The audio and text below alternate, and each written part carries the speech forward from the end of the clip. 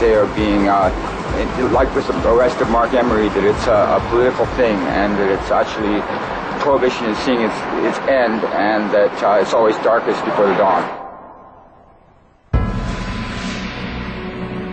Mark Emery helped create the Pot Bloc, founded the BC Marijuana Party, and sparked the summer of legalization. He has sold millions of marijuana seeds around the world and smoked hundreds of joints in public without getting serious trouble from the Canadian courts. No court here has even ever sent me to jail. But his time may be up.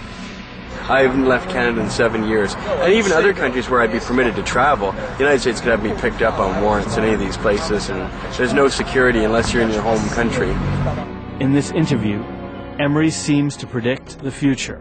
They'll go and get you. If they want you, they'll issue a warrant and get a compliant government to arrest you. So Mark Emery of Vancouver, British Columbia, was arrested today by the RCMP and the Halifax Police Department on a warrant from the Western District of Washington. Mr. Emery was indicted by a federal grand jury in Seattle in May of this year. This was after an 18-month investigation involving millions of dollars of marijuana seeds that Mr. Emery sold in person, over the internet, and by mail.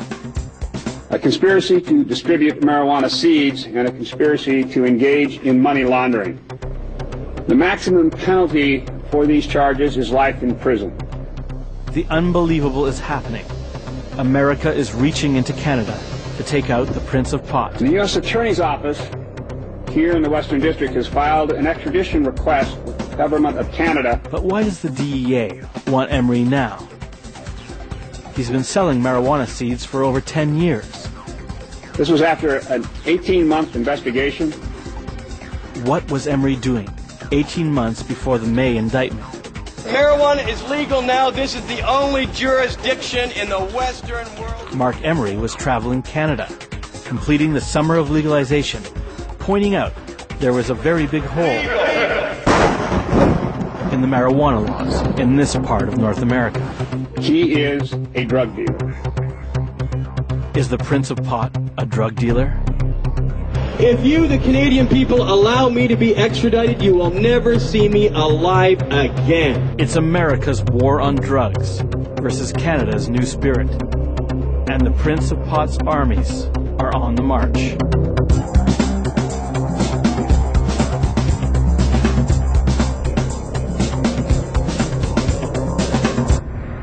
Canada may be moving back on the marijuana front, but on gay marriage, it appears to be winning when Canada's Supreme Court okays same-sex marriage.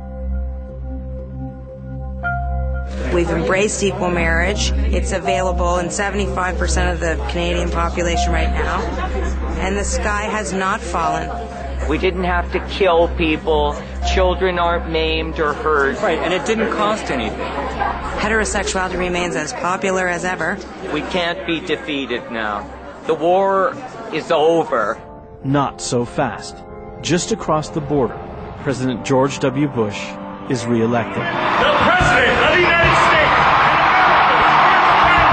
They said, that you are responsible for Bush's re-election because he made his whole campaign about anti-equal marriage, and if you hadn't shaken up this whole thing, it wouldn't have happened.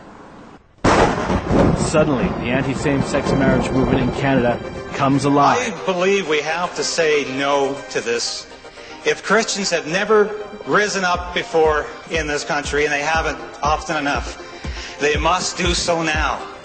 U.S. money is being pumped into the country, into ads and campaigns, in a last-ditch effort to reverse same-sex marriage in Canada. As Prime Minister, we'll maintain the traditional definition of marriage, the union of one man.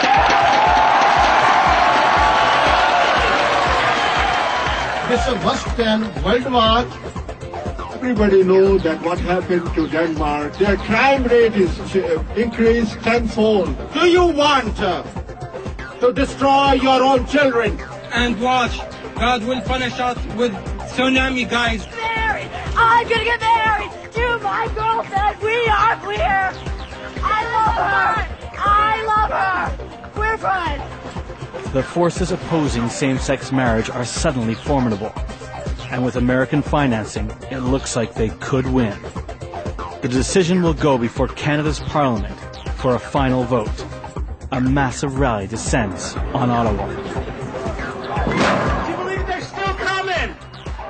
They're still coming. There's a few people in this country who believe that marriage is one man and one woman.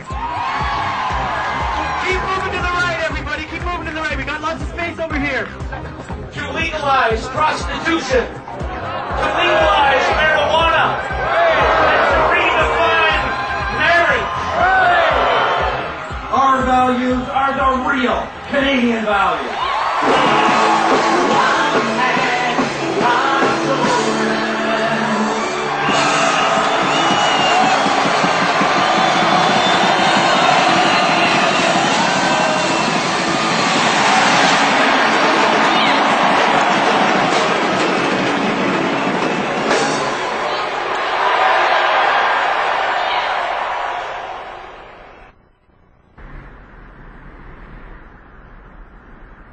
Is this the end of the new Canadian dream? Why did you choose Canada for your marriage? Because it's really the only place you can. You know, it's not a domestic partnership, and it's not a civil union, and it's not any of that separate but equal stuff, but it's like equality. You know, it's something that you never ever in your lifetime thought you'd see. And we're getting married, you know? And I thank God that President Bush has stated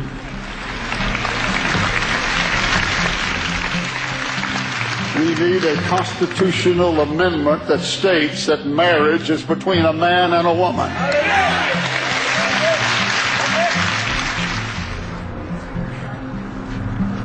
I'm trying to find a correct name for it. This utter, absolute, asinine, idiotic stupidity